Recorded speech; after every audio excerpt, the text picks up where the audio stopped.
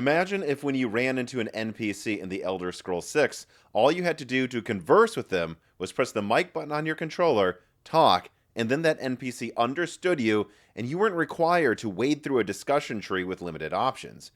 Imagine if when you were playing The Last of Us Part 3, every single clicker, human survivor, and birds that fly by looked a little different.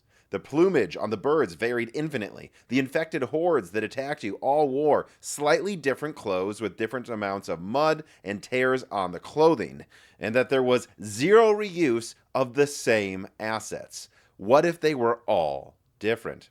What if when you threw and detonated a grenade in Battlefield 7, the grenade's explosion wasn't copy and pasted from a folder with a dozen pre-rendered options that all tried to imitate fire in enough different ways that you didn't notice they were being reused? That is how that works, by the way, in modern shooters. But what if the explosion was actually instantly approximated by what's going on around it, and therefore was far more dynamic looking and always different based on how you threw the grenade? What if when you went to play a path tracing remaster of one of your favorite shooters from the PS3 generation, maybe Killzone 2 or Half-Life 2, and upon booting it up, you realized it looked better than recent AAA releases even on PS5? Well, that is what AMD Orion, the APU inside the PlayStation 6 home console, aims to allow you to do in 2027, and here it is. A 280mm squared monolithic die manufactured on a TSMC 3nm process. For those keeping track, that means this die is almost the same size of just one of the XBOX Magnus dies, and because it's monolithic, unlike XBOX Magnus, it doesn't have all of these extra manufacturing steps and require extra materials to combine the dies, and so it should cost significantly less than the next gen Xbox. And frankly, if Sony wants to, this could cost less than the PS5 Pro due to lesser cooling costs brought about by a 160 watt TDP, which is substantially less than the 200 to 240 watts the PS5 Pro is known to pull. And again, that means cheaper cooling, a cheaper power supply, a smaller chassis. In fact, if you go back and watch the companion video to this one, that was mostly about the handheld variant of the PS6, but also got into in-depth analysis on what these consoles could cost, the die itself isn't that much more really than the launch PS5 die, and that's because they are just keeping the specs reasonable at 54 RDNA 5 compute units, which are organized into 3 shader engines, likely with one of the workgroups being disabled, for 52 total. And then the CPU will be 8 Zen 6C cores, but I do expect one of them to be disabled down to 7 at this time. But then with another 2 Zen 6 low power cores to handle the operating system and some other functions, so that those 7 to 8 Zen 6C cores can just worry about running the games. And remember, the current PS5 reserves 1.5 of its 8 cores for the OS. So it's not like you look at the low power cores and don't count them, because the PS5 is forced to use some of its cores for non-gaming purposes. And so, yeah, you really should look at this as going from 8 cores last gen to 9 or 10 cores, with each one of those cores likely being twice as powerful as a single core in the PS5. And then, of course, this thing will also have a 160-bit bus that uses 32 gigabit per second GDDR7 memory. And so, yeah.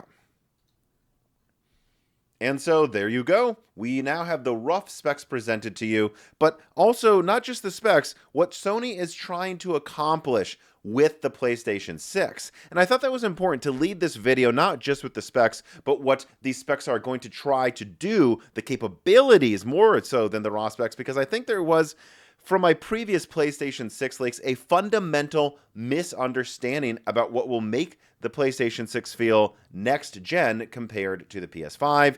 And I actually want to talk about that in much more detail, and then release more specs and estimate how this console will perform exactly compared to modern graphics cards, XBOX Magnus, and the previous gen of PlayStation consoles. But first, an ad from a sponsor.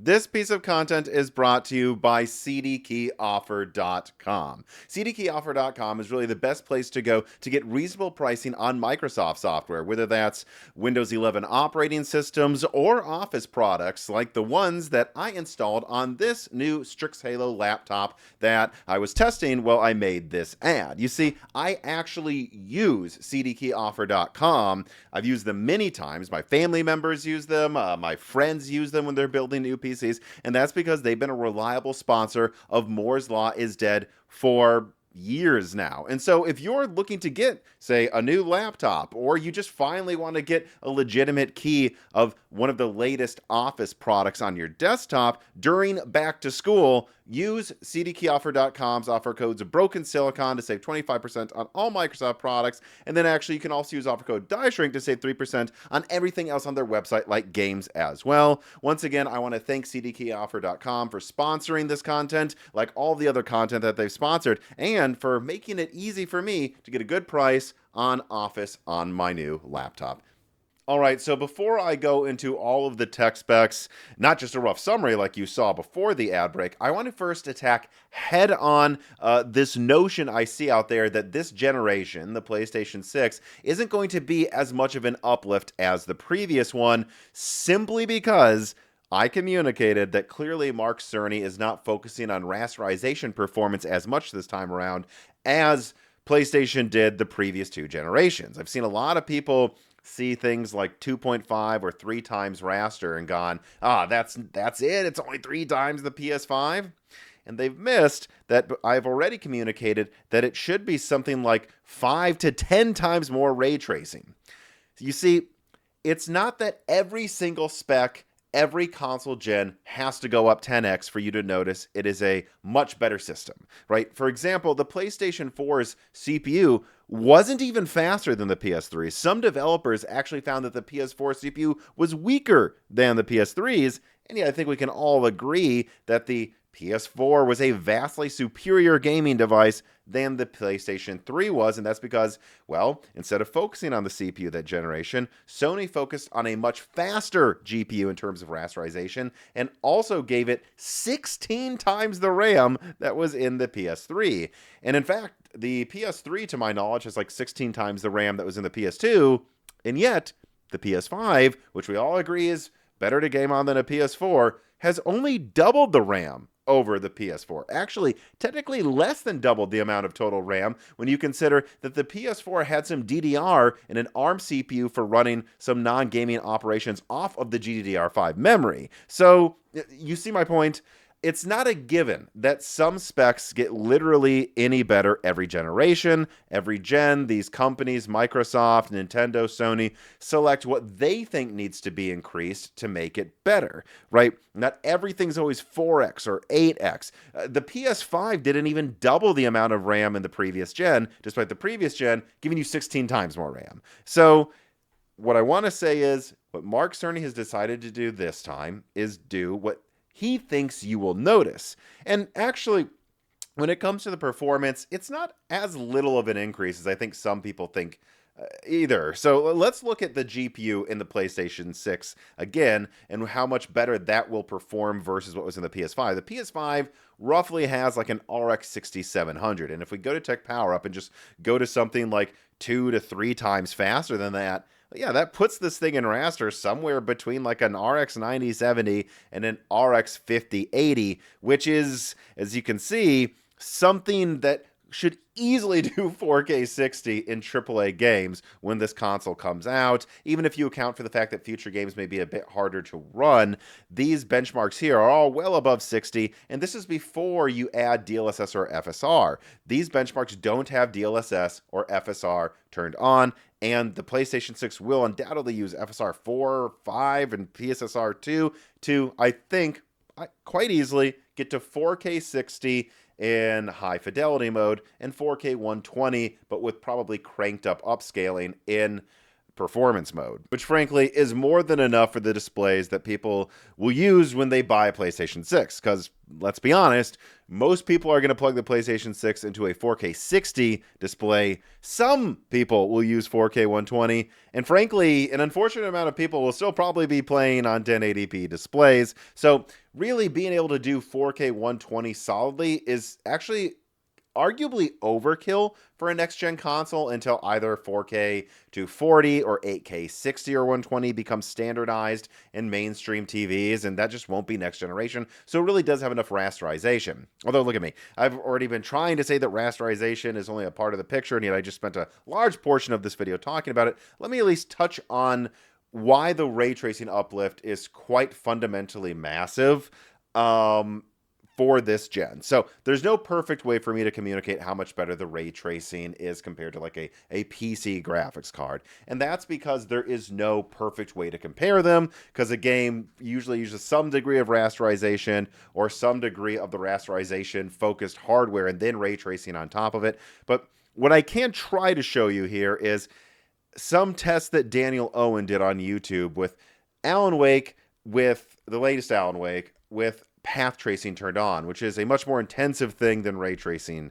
And with the 7900 XTX, which is something that you would say is roughly 2.5 times faster than the RX 6700, which is about what's in the PS5, but also they're different architectures, so actually the 7900 XTX would be a little better than that. So let's just even say 3 times. Let's say the 7900 XTX is 3 times the performance of a base PS5. Well, I mean, look at this. Divide that frame rate, which is 30, by 3, and then multiply it by 6 to 12 times, and it's actually quite interesting how coincidentally it hits exactly 60 to 120 frames per second with path tracing turned on. Yes, in raster, it's not going to be really better than a 7900 XTX, but in a game like this with path tracing turned on, it could crush it.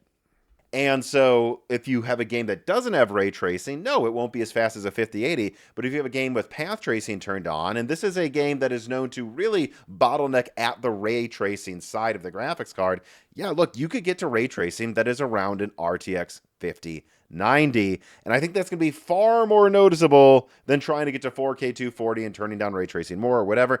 This is the focus of the PlayStation 6, everybody. The focus is better AI, better ray tracing to an insane degree, and then enough raster to saturate your TVs at a higher frame rate than last gen.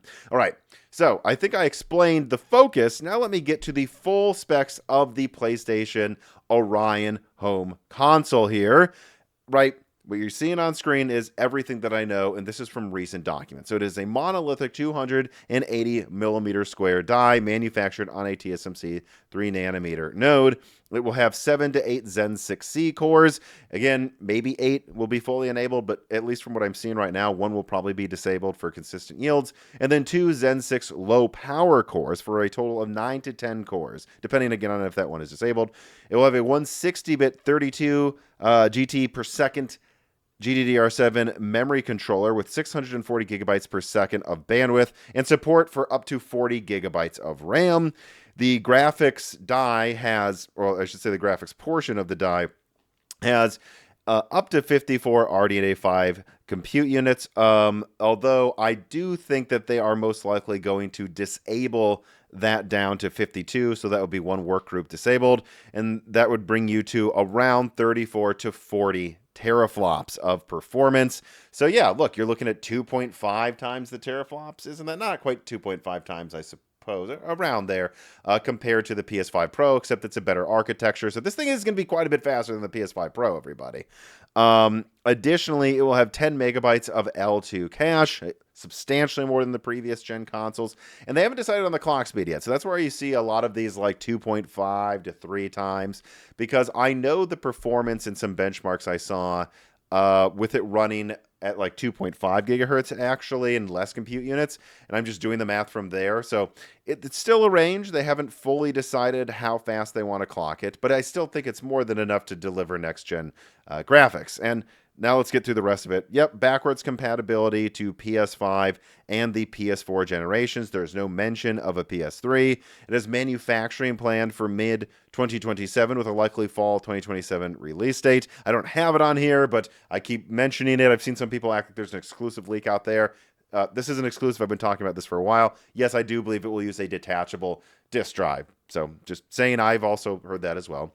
But then a few other things. So one of the docs states, and I said this with the handheld, that the low-power Zen 6 cores allow for 20% more performance than otherwise if they had to have the CPU handle some background tasks. Now, I'm not 100% sure if XBOX Magnus has low-power cores for that, but from what I can tell so far, it might just have 11 cores, and then it might lose, according to Sony, again, these are Sony's claims, 20% performance having to, or at least 15%, I guess, because it has more cores, handling other tasks. And so I do believe the Xbox Magnus CPU overall will be faster than the PS6's, but I don't think, especially if you're trying to run 60 to 120 hertz games, it's really going to make much of a difference at all. They both have their different ways of getting to the same level of performance roughly there, unlike the GPU, which is a bit weaker, the PS6. And then I expect Sony to choose 30 or 40 gigabytes of RAM, depending on 2027 memory pricing. Also, and here's where we get to it, rasterization, I estimate it to be 2.5 to 3x PS5. This is adjusted slightly down from the documents I saw before estimating Orion performance over the PS5. I'm not really sure why. Some of the specs are actually better, but it is what it is. I'm just telling you that's what they're saying. And then ray tracing performance has been estimated up, though, at 6 to 12 times the PS5. So overall, it's not a downgrade from what I leaked a month or two ago. And then, especially because of FSR4, which the base PS5 does not have, once you factor in FSR4, along with that 2.5 to 3x raster, and then you factor in most games will be using ray tracing to a degree in the future when this comes out, and in that realm, it is 6 to 12 times faster. I think we can just, it's a rough estimate, but roughly estimate that the PS6 is 4 to 8 times faster, depending on the game, than the PS5, which, to put things in comparison, the PS5 was only around 8 times faster than the PS4 in graphics, and only around 4 times faster than the PS4 Pro. So I know the rasterization uplift is misleading, but it is misleading. This, to me, once you factor everything in, this looks like it'll be just as much of an uplift as you got from the previous generation, except now there's all of these new AI capabilities, and anything that fully relies on ray tracing will actually be a larger uplift than PS4 to PS5. And then just to make sure this is on here, because I know a lot of websites will just clip this without listening to everything else I said, but I want to get this out. I would estimate that Xbox Magnus is performing around 25% faster on paper, than the PS6, which, for reference, the Xbox One X was 45% faster than the PS4 Pro, and a lot of people said that wasn't that huge of a difference. And so I do want to make that clear as well. I've been kind of dancing around it because I didn't want to tell everyone the full specs until this video is ready. But yes, at least on paper, Xbox Magnus has better specs than the PS6. It also looks quite a bit more expensive, though, if I'm being honest. But when I say it has more performance, again, we don't know final clocks of Magnus. We don't know the final clock Sony will choose. Who knows? It could end up 50% faster, like an Xbox One X situation. But at least at the moment, to me, it seems like this will be closer to PS5 versus Xbox Series X than it will be Xbox One X versus PS4 Pro. Assuming Xbox doesn't do anything stupid with segmented memory again, like they did with the Series X, I do believe there will be a decent amount of games that perform a bit better. But I think you would expect that if this thing is actually going to be some sort of hybrid Windows console, because you're going to be plugging it into faster monitors anyways. And so overall, I don't think the experience is going to be very different between them. And again, who knows if there's some special I/O controller black magic going on with the PS6 or with the next gen Xbox that the PlayStation or Xbox doesn't have.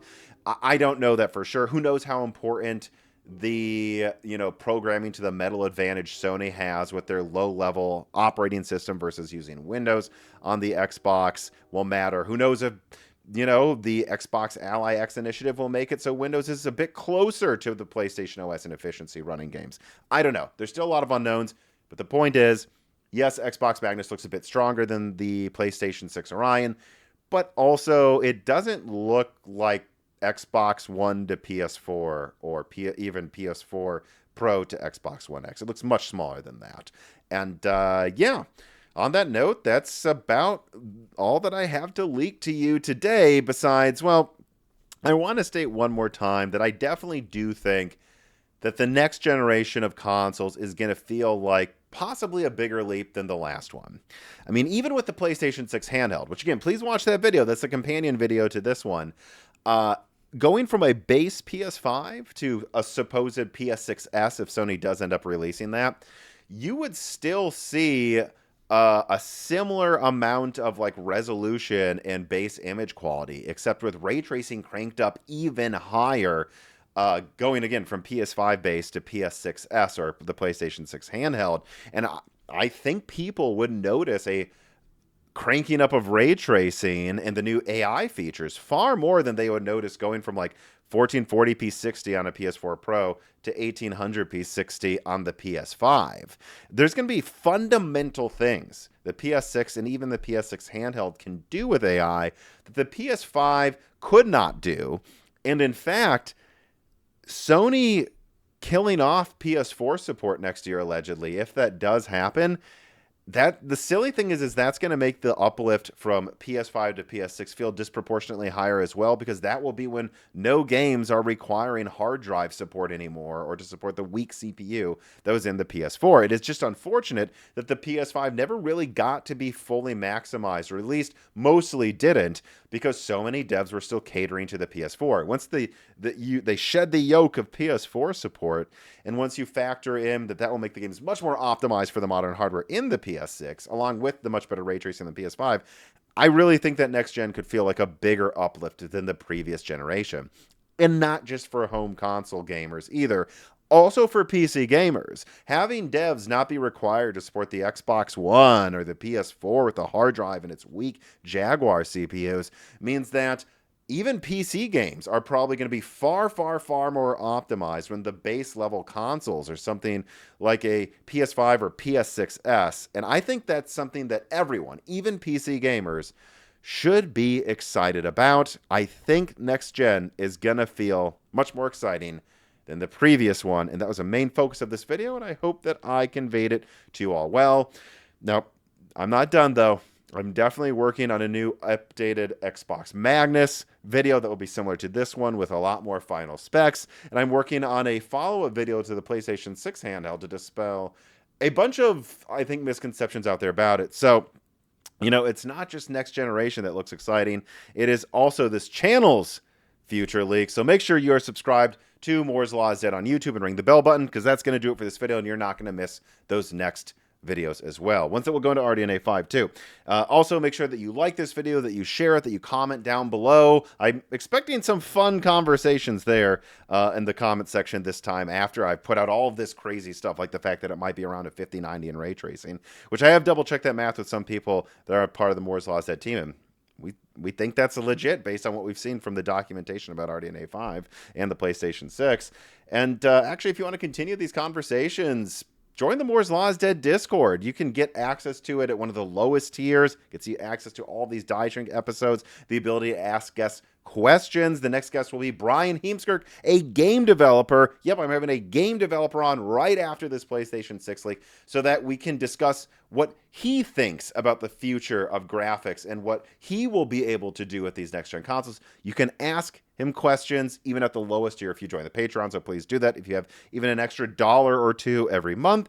And for everybody else, well, if you made it this far into the video, at a minimum, thank you for watching.